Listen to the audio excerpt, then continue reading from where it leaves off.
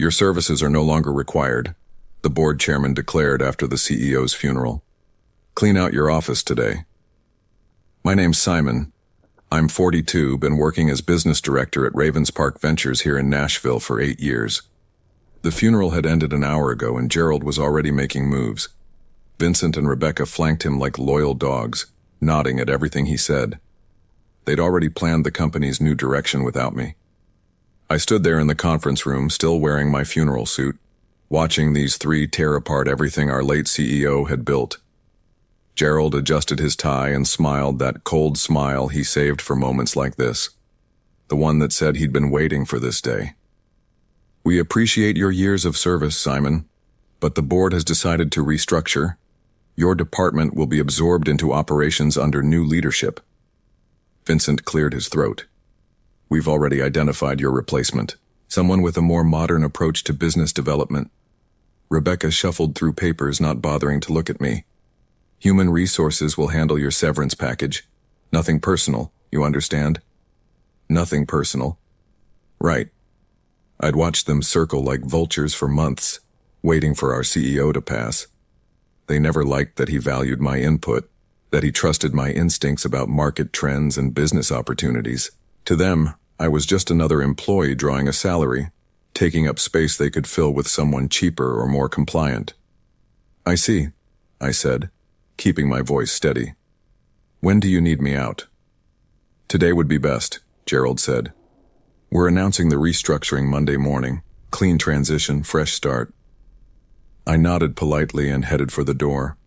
Behind me, I heard Rebecca giggle about something Vincent whispered. They were already celebrating, probably planning their lunch to toast the new regime. Gerald would get his promotion to interim CEO, Vincent would slide into operations, and Rebecca would handle whatever Gerald couldn't manage himself. They had no idea what I'd been doing with my evenings for the past 5 years, how I'd taught myself to read chart patterns, support and resistance levels, moving averages, how those late nights studying market data had turned into something they couldn't fathom. They saw me as Simon the employee, Simon who drove the same Honda for 6 years, Simon who brought peanut butter sandwiches for lunch. They never saw Simon who'd quietly built a trading account worth $15 million. Friday would be fun. The truth was I'd started trading out of necessity. My wife died 7 years ago, cancer, and the medical bills ate through our savings despite the insurance. I needed extra income but couldn't take a second job without affecting my performance here, so I opened a small trading account with $3,000. At first I lost money like everyone does. But I'm stubborn, and I'd always been good with numbers. I spent nights reading everything I could find about technical analysis, candlestick patterns, volume indicators. I practiced on paper trades until I understood how markets moved, how fear and greed drove prices up and down. The breakthrough came when I realized that trading wasn't gambling if you had rules. Cut losses quickly, let winners run, never risk more than 2% of your account on any single trade. Simple concepts that most people ignored because they wanted to get rich fast. I didn't want to get rich fast. I wanted to never be broke again. My account grew slowly at first. 5,000 became 8, 8 became 15. I reinvested everything, lived off my salary from Ravenspark, and kept learning. By the 3rd year, I was making more from trading than from my day job. By the 5th year, I had enough to change everything. That's when I started buying Ravenspark stock. The company was publicly traded, but closely held. Most shares belonged to the original founders or long-term employees who'd received stock options over the years. Gerald, Vincent, and Rebecca each owned small percentages through their board compensation packages, maybe 2 or 3% each. They assumed everyone else was like them, holding tiny fractions that meant nothing. I was careful about it. Used different brokerage accounts, sometimes bought through shell companies I'd set up for my trading business. When shareholders sold during market downturns, I bought. When estate sales happened after retirements or deaths, I bought those too. Always in small lots, never enough to trigger disclosure requirements. The board meetings became more interesting once I understood the numbers behind their decisions. I'd watch Gerald pontificate about strategic direction, while knowing he had no idea who actually owned the company he thought he was controlling. Vincent would present budgets that favored his projects, and Rebecca would second his motions, both of them playing politics with what they believed was someone else's money. Last month, I'd crossed 50% ownership. By Tuesday, after buying shares from our late CEO's estate, I controlled 51% of Ravenspark Ventures. They wanted to restructure. They wanted fresh leadership. They wanted me gone. Perfect. I had some restructuring ideas of my own. The funeral reception had been typical corporate theater. Lots of handshakes, rehearsed condolences, people positioning themselves for whatever came next. I'd watched Gerald work the room like he was already CEO, Vincent and Rebecca trailing behind him like a campaign staff. Our late CEO's widow, Patricia, had pulled me aside near the end. He always said you were the smartest person in that building, Simon. He worried about what would happen after he was gone. He was a good man, I told her. Built something worth protecting. She'd squeezed my hand. I hope someone does protect it. He wouldn't want to see it torn apart by people who don't understand what it means. That conversation stuck with me as I drove home to my empty house in the suburbs. Patricia was right to worry. Gerald, Vincent, and Rebecca saw Ravenspark as a vehicle for their own ambitions, not as something valuable in itself. They'd gut the departments that didn't serve their purposes, fire people who'd given years of their lives to the company, all to boost short-term profits and their own bonuses. I'd been planning this moment for 2 years ever since I realized how much stock I could accumulate. But sitting in my driveway that evening, still wearing my funeral suit, I felt the weight of what was about to happen. Tomorrow would change everything, not just for me, but for everyone who worked at Ravenspark. My phone buzzed with a text from my sister in Chicago. "How was the service? You doing okay?" "Fine," I texted back. "Big changes coming at work." Good changes or bad changes? I stared at that question for a long time. For Gerald, Vincent, and Rebecca, they'd be catastrophic changes. They'd lose their positions, their influence, their plans for corporate advancement. For the employees they'd planned to fire, the departments they wanted to eliminate, the changes would be salvation. "Good changes," I typed back. "Long overdue." I went inside and pulled out the files I'd been preparing for months. Stock certificates, ownership documentation, corporate bylaws, voting procedures, everything I'd need to make Friday's board meeting memorable. I'd had my lawyer review every document twice, made sure there were no technicalities they could exploit, no loopholes they could slip through. The irony wasn't lost on me. They were firing me for being expendable, for lacking the vision and resources to compete in their new corporate structure. If they only knew that while they'd been playing office politics, I'd been quietly buying their company one share at a time. I poured myself a glass of wine and sat in my kitchen, looking out at the backyard where my wife used to tend her garden. She would have enjoyed this moment, I thought. She always hated bullies, and that's what Gerald, Vincent, and Rebecca really were.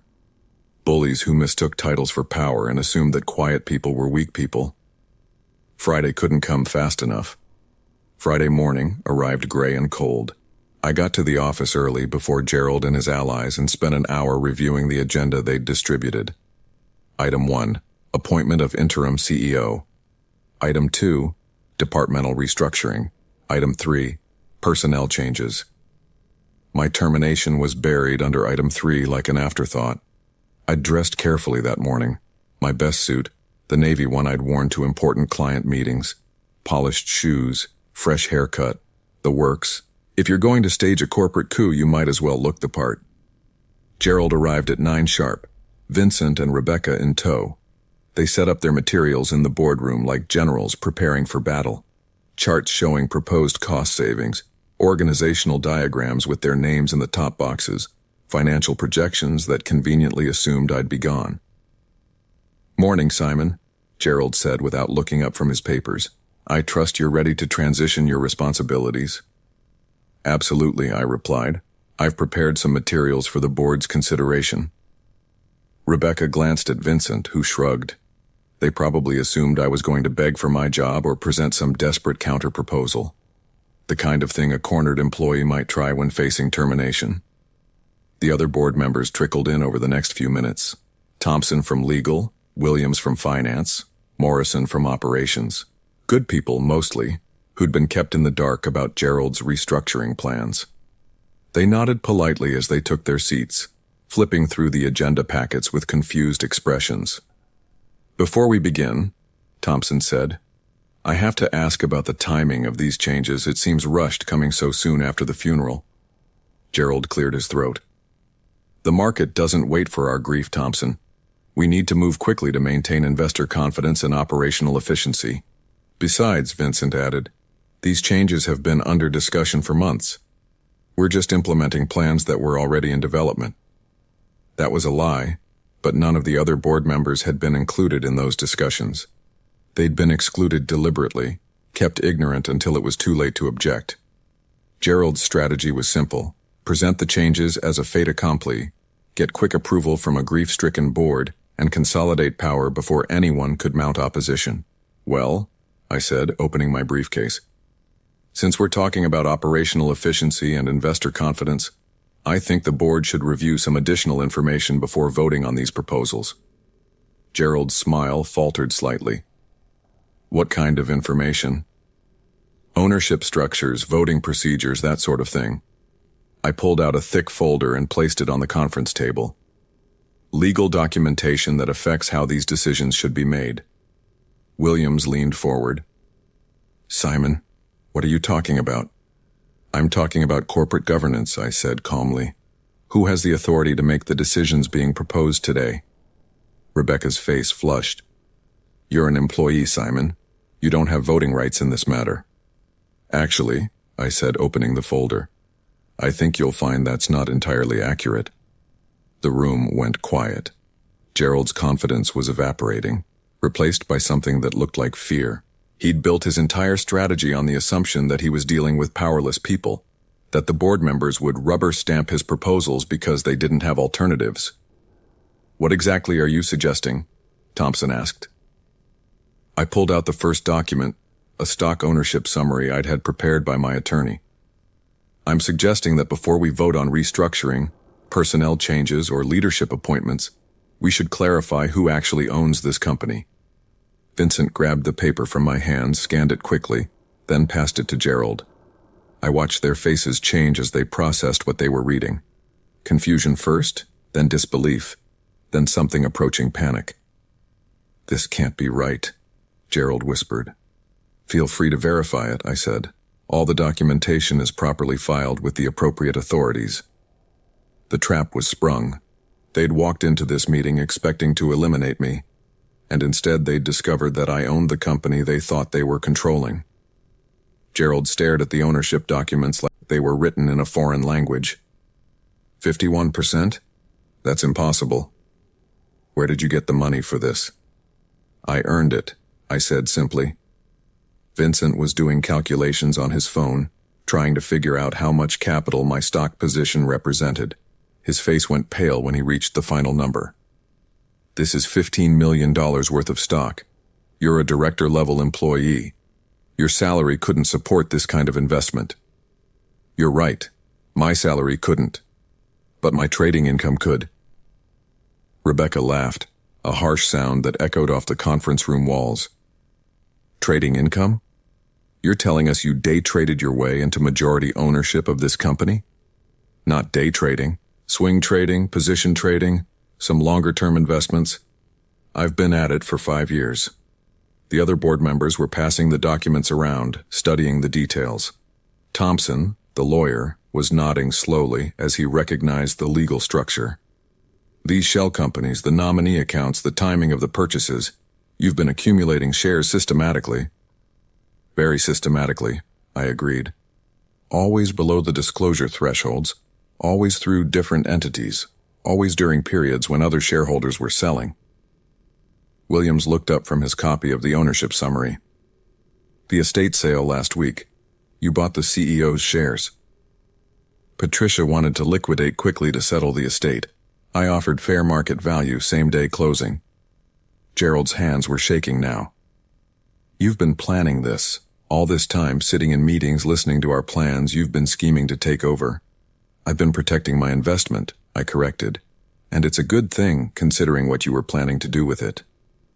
I pulled out another folder. this one containing printouts of emails and documents I'd collected over the past months. Evidence of Gerald's behind-the-scenes maneuvering, Vincent's budget manipulations, Rebecca's promises to supporters about their roles in the new structure. You want to talk about scheming? I continued.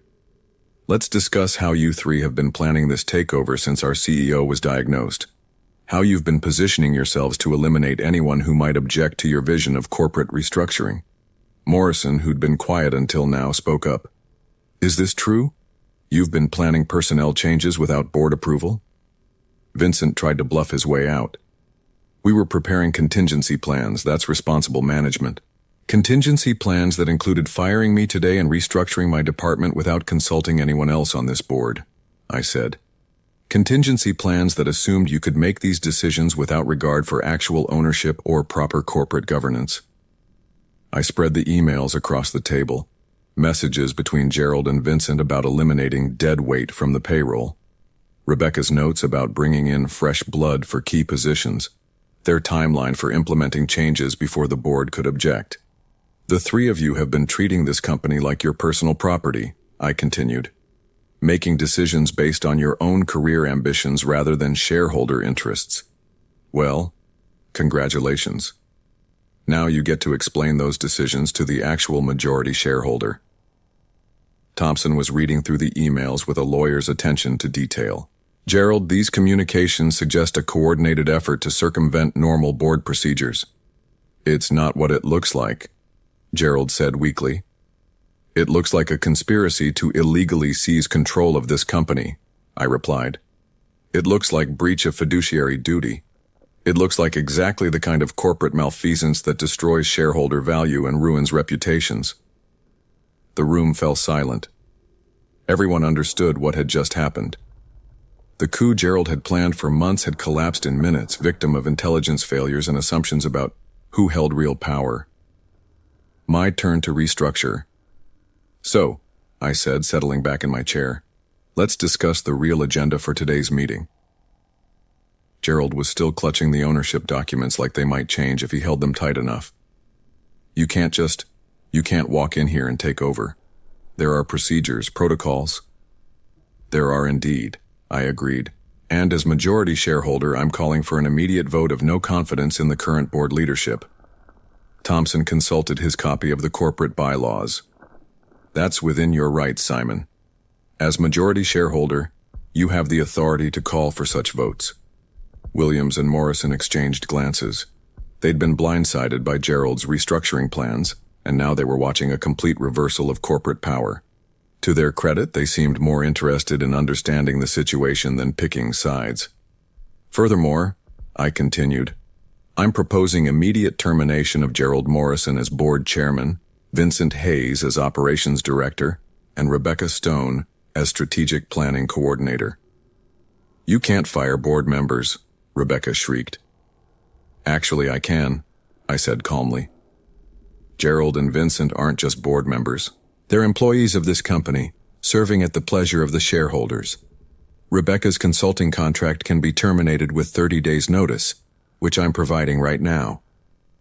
I pulled out pre-prepared termination letters, each one carefully reviewed by my attorney. Gerald's face went from pale to flushed red as he read his. Vincent crumpled his letter and threw it on the table. Rebecca just stared at hers like she couldn't process the words. This is insane, Vincent said. You're destroying this company out of spite. No, I replied. I'm saving it from people who were about to destroy it for personal gain. Your restructuring plan would have eliminated 12 jobs, outsourced our customer service department, and reduced research and development funding by 40%, all to boost short-term profits and justify your own salary increases. Morrison leaned forward. Is that accurate? The job cuts and budget reductions? I passed him copies of Gerald's internal memos outlining the planned changes. 42 people were going to lose their jobs by Christmas. The customer service team was going to be replaced by an offshore call center. R&D funding was going to be redirected to executive compensation packages. Williams whistled softly as he read through the documents. Gerald, this would have gutted the company's competitive advantages. Sometimes difficult decisions are necessary, Gerald said defensively. but his voice lacked conviction. He'd been caught red-handed planning changes that benefited him personally at the expense of everyone else. Difficult decisions, yes, I agreed. Like the decision to remove leadership that puts personal ambition ahead of company welfare. Thompson, as corporate counsel, please prepare the paperwork for immediate leadership changes. Thompson nodded. I'll need board approval for the terminations. You have it, I said. As majority shareholder, my vote carries 51% of the total. Anyone else wish to vote on these measures? Williams raised his hand. I second the motion to remove current leadership. Morrison followed suit. I third it.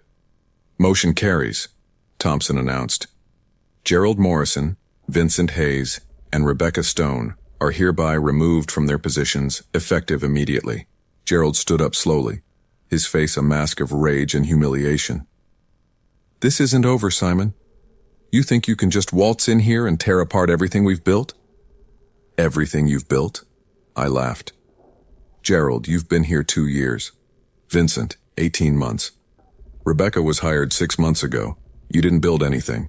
You were planning to tear apart what other people built, and now you're upset that someone stopped you. The security guards I'd arranged to be on standby entered the conference room on cue. Gentlemen, I nodded to the security guards, please escort these individuals to their offices to collect personal belongings. Their access cards and company devices should be returned to human resources before they leave the building. Gerald's face went through a spectrum of emotions: shock, rage, disbelief, and finally, something approaching terror as he realized the magnitude of what had just happened. You've made a huge mistake, Simon. When the other shareholders find out about this hostile takeover— The other shareholders? I interrupted. You mean the 49% who aren't me?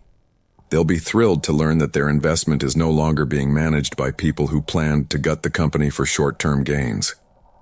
Vincent tried one last desperate move. The board won't stand for this. They'll fight your decisions. Williams spoke up from across the table.